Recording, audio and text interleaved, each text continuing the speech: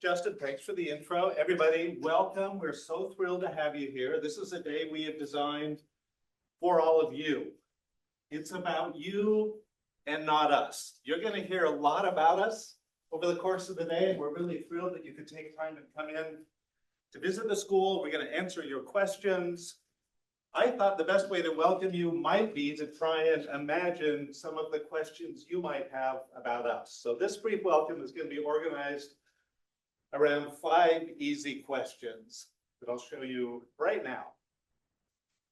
This is working. No. Let's see if it goes here. No, Alicia. Most important person at the school. That's right. The first question of any school, which is, can we make the images go forward? We can. Welcome. Not kidding. We're really thrilled you're here. You're going to see over the course of the day all kinds of images about the work we do, the people we are, the people we have been, the people with you that we will become going forward. The center of this school, like any great school of architecture, is literally the people in this room. The experiences you bring, the ideas you have, the imagination that you were born with or continue to develop, and that in the next part of your life here will be an opportunity to advance. That group of students upstairs that I took a picture of recently are not that different than the group of students that sat in this room in these chairs decades ago with the same sort of project that you're looking at right now. The important thing about a way of School of Architecture is designed is that it is designed to be a place where people like all of us come together for the thinking about, the imagining of, the envisioning of a future that's not yet here. Los Angeles, it turns out, is a staggeringly perfect place for that project to play out, not just because of the unique features of Southern California or this city that you all know well because of its presence in a larger world, but also for the real challenges that you all know about and have heard about. The extraordinary events in January that burned thousands and thousands of houses on the west and east sides of Los Angeles are an example of things happening here as they so often do in advance of so many other places in the world, and in forms that the world has yet to think through, work on, and advance as challenges and problems to make better cities and landscapes and buildings and territories that LA and Southern California are such an amazing example. We have dozens of faculty 2 months after the fires, 3 months after the fires in Los Angeles that are working in Altadena, in the Palisade, working with community organizations. We have a year studio working on the rebuilding of one of the schools lost in the fire. And it is an example of the ways in which challenges and not just opportunities in a setting like this feed in turn the way we think about the kind of programs and projects that develop on the desks of our students. So here's my 5 questions. I'm going to run through them super quickly, and they're ones you already have in your head. Who are we? Always a good one to start with. We'll tell you a little bit about the school and how we organize ourselves and what we do. I can well imagine you're saying, what am I doing here this morning? And we're going to try and help you with that. Where am I? Is a super interesting question for a school like this that's usually in many places and probably operates in many different dimensions at any moment in time. When did we get here, and why do we do the interesting things that we do? So first one around who. Simplest way to answer that question is we are the 800 people here to welcome you today.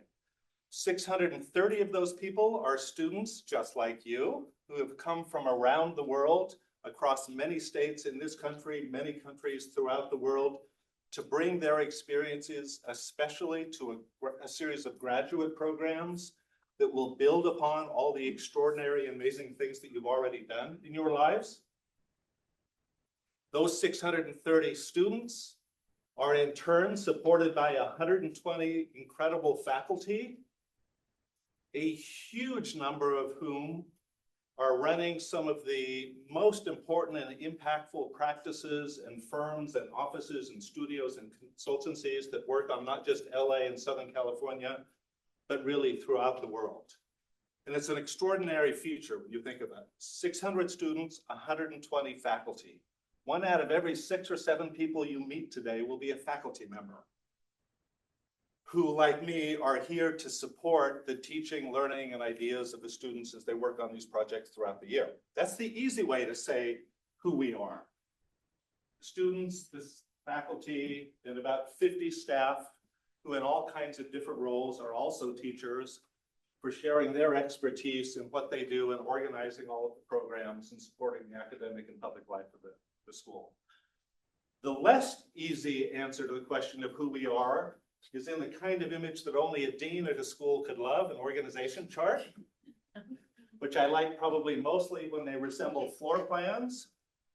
And the important feature of that chart and what makes us totally unlike any school of architecture here in this particular part of the country or really across the United States today is we have 4 very distinct, very renowned disciplines: architecture, landscape, building science, heritage conservation, with undergraduates all the way up to graduates under one roof. And the feature there that this school is carrying its work forward on, the feature that we're shaping this school around, is the fact, very simple fact, that you all already know: in the 21st century, knowledge is produced not in any one of those disciplines, but in the incredibly interesting ways in which ideas and experiences are traveling across creative fields today. We have the incredible honor and privilege to work with a breadth of expertise and ability that is simply unlike any other school of architecture in the United States, certainly west of the I-95 corridor, for those of you that have come from the East Coast. There is simply no school like that on the West Coast of the United States. What is interesting in that feature is that our job is to then learn from other creative fields where exactly the same set of cross-disciplinary, collaborative, interactive forms of teaching and learning and discovery are happening in all sorts of corners of creative economies that architecture and design and landscape and building design and heritage conservation are a part of. Same feature is playing out, as you know well, in all kinds of industries today. And it's one of those things that we're deeply invested in connecting to the work we do going forward.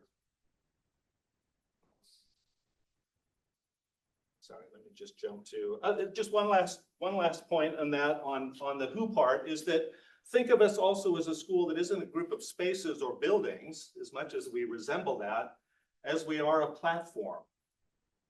A great school is always about not just producing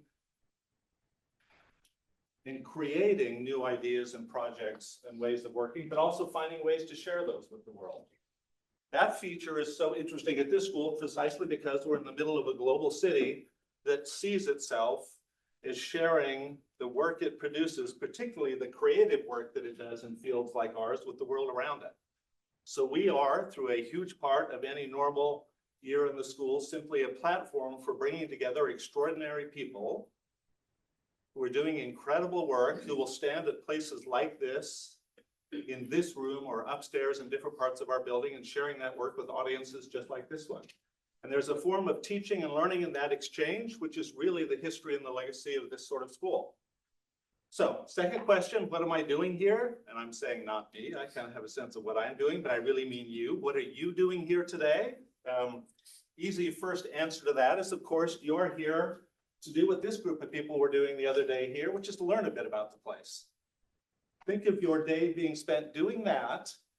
But the other thought I had was that remember, what you're really here to do is to imagine yourself like that student as part of a conversation that's taking place across the courses and classes and studios of this school, and understand the role they play in that conversation is an important one. What you're really thinking about is, can you picture yourself in that place? And that is absolutely something we want to help you do on your own terms, and understand the ways in which this really could be the extraordinary setting it is for people doing what they do every day of every week of an academic year here, which is come together in groups for not just the presentation of work that's being produced, but for a discussion around that work, what it's doing, what it's succeeding at, what it's failing at, and through that conversation, carrying the work forward. Third question, especially for those of you that have just negotiated morning traffic in Los Angeles, where exactly am I in the city, right? The point to make there is that it's not simply a geographic question in a city like Los Angeles, and that is actually, that arrow is the room we're in right here. On the southern edge of a 150-acre R1 research university called the University of Southern California that was so interested in its setting that it simply named itself after that place back in the 19th century. The people in this school, including the person, Jin Wang, that this auditorium is named after, are the individuals that actually planned much of the space in that picture. Jin Wang is one of the mid-century architect master planners that planned USC, for example, and is an alumni of this school. One of the great features of this school is simply that we're one of about 20 professional schools, each of which has their own kind of disciplinary or curricular focus, but which allows us to do the really interesting work that's going to be the subject of this day all day long, alongside all these other amazing people in these other parts of the campus that you'll get a chance to see today also. But look at the picture, not just in its foreground, the site of the next Olympic Games in a few years, where it was 2 times before, or in the background, which is a downtown truly unlike most any other downtown you'll visit here or elsewhere, but also for what's in the distance behind it, which is a natural landscape that is as much a part of the curriculum and the pedagogy and the thinking of a school like this as the city that's in the foreground. It is, of course, one of the extraordinary features of life in Southern California. Another way to try and answer the question of where I am is to simply look at the stuff that fills that cityscape. In the foreground of this image, a building by a well-known 1954 graduate of this school, relatively late in his career, in stark contrast to a group of buildings that were also designed and built by alumni of this school 20, 30, or 50 years before.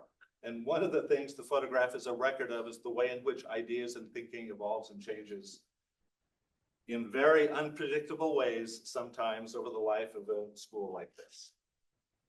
And finally, I thought, in addition to pointing all of the attention at the sort of buildings that come out of a school like this, remember that thing we think of as nature or landscape in a city like Los Angeles or Southern California is itself a designed project. And in fact, is sometimes so unrecognizable that a place like this will literally put a sign up that then becomes more famous than any of the buildings below it or the landscape around it. And it's precisely that kind of blurring between different disciplines or professions and the ways in which moments in a city like this bring those together in new and unexpected ways that we, of course, have the material then as a school to start working on those fields in ways that will carry it forward in equally unknown and unknowable ways. Final way to answer the question of where we are is to remember that at any one moment we're here in Harris Hall, which is the name of this building, or next door in Watt Hall, the 2 buildings we've occupied for the last 50 years as a school. We are also, or groups of us within the school, are also in other dimensions, in other places. We have a group of students right now in a semester-long studio in Mexico City. We have a group that have just come back from a trip, a semester-long trip in Hong Kong, Tokyo. We had a group in Havana this year. We have another group that right now is in Barcelona. Will also be in other parts of the Mediterranean Studies program that we're running this semester. We have a group of graduate students that will be leaving in May and going to Asia. This is a remarkably unusual global city, not just for the ways in which people move in and out the way they do, but for the fact that it is composed of people like me that come from other countries and other places in the world and call this home for some period of their lives. There is an expectation that to teach and learn in a school like this is to be a part of a larger global life of what we think of as cities or landscape or buildings or their heritage. That is a truly global project, and this is one of the most remarkable features of schools of architecture in global cities, is the way in which they have to both learn from and participate in that larger life of what those kind of places are. Get to the last couple of questions quickly here. When did we get here? Some of you may not know the immediate history of the school, and when we arrive in Los Angeles is the kind of question I tend to ask every time I land, as I did the other day coming in late at night. It's hard to imagine that's ever one moment, but actually a series of relandings that take place. A school is never as simple as its timeline. We happen to have a pretty long one at 105 years this year. We've been around for as long as schools have been around out in this part of the country. And that's one way to think of us, that it's a sort of constellation of different personalities and projects that have played out that you'll be entering into as it goes forward. But the other interesting way to answer the question of when we arrived is to just remember the episodes at which we seem to arrive for the first time many years later. This famous image, what some people have called the most famous image of modern architecture ever taken, of a first attempt to build a house by a young graduate of this school named Pierre Koenig back in the 1950s, case study house number 22, I think it is, the Stahl House. When Pierre and a generation of graduates from this building combined glass and steel for the first time in a very strange way, completely blurring the inside and outside spaces of a home, and combined those building materials with another incredible feature of Los Angeles and Southern California, which is the arrival of new forms of media, in this case, commercial photography, which turned that image into the most seen image of residential life in the post-war years, not just in this country, but truly worldwide. I put this image up at a lecture in Beijing a couple of months ago, asked people to raise their hands if they'd seen it. Everybody in the room had seen this image and thought about it and understood the role it played in the 1950s with moving modern architecture forward.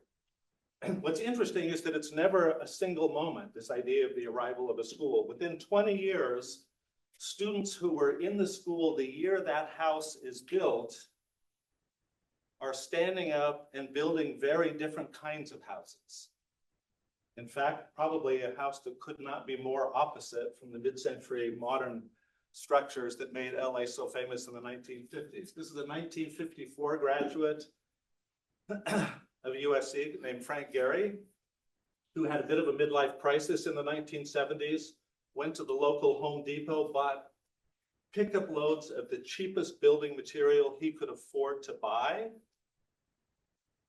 plywood, chain link fence, corrugated cardboard, and wrapped those materials around a little house in Santa Monica to create this first statement about where he thought architecture should be going.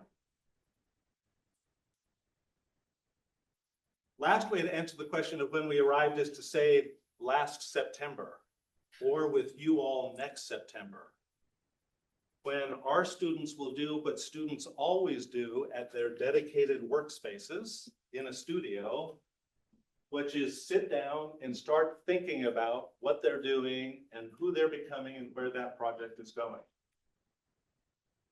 And although we never advertise the fact, or schools of architecture rarely reflect on the reality of how we organize ourselves, one of its most interesting features is that this is a school in which each one of those 630 students have that dedicated space throughout every semester of their academic career here. We have more real estate per student than any other professional school ever imagined in not just this, but any university.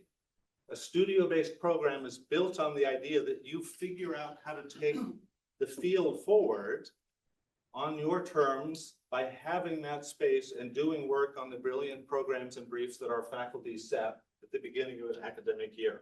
That will start anew and in very unpredictable ways that you all are going to be a part of next September. So last obvious question to pose for you is, why exactly do we work that way? Rather than simply give lectures in rooms like this in which we tell you what the future of landscape or heritage conservation or building science or architecture is, why do we actually just write a brief for a project or a course and ask you to go figure it out? It's a lot of work, it's hard work, and it's fairly unpredictable. But it is arguably the only way in which our fields can start to answer questions around how it is cities are changing in the staggering ways they are today. I just passed a group of these driverless cars on the freeway half an hour ago as I was driving here. And for a city like Los Angeles, that amongst all of the other changes taking place is simply a reminder that the things we think we know about cities, not just this city, but any city, are going through almost unbelievable levels of change today.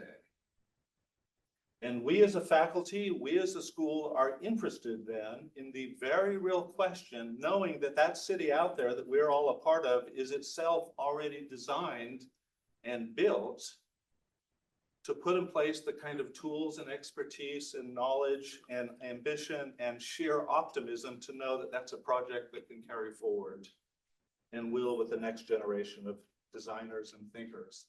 Whatever we thought we knew about a building like Disney Hall 25 years ago as it's being built, which was honestly a pretty strange building then, is already going through a life of reinvention through the arrival of things like surface mediated environments that are now being projected onto it and turning it into a completely different kind of structure that even its architects would have imagined 20 years ago. So that's the world you're now looking at or through.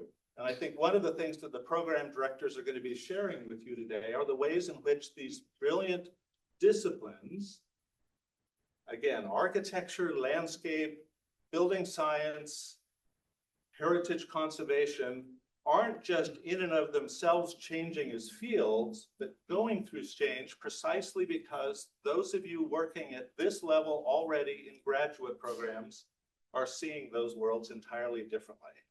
That's the part that thrills us, and that's the part that honestly is why we're so excited in having you here. We have gone through the hard work to this point, have invited a couple of thousand applications across the entire school in. It has resulted in rooms like this of people who we know, our faculty know, have the experience, the ideas, the imagination that will play a part of what it is we go forward, as we go forward. And we just couldn't be more thrilled to have you here as a part of it. So thank you. Enjoy your day.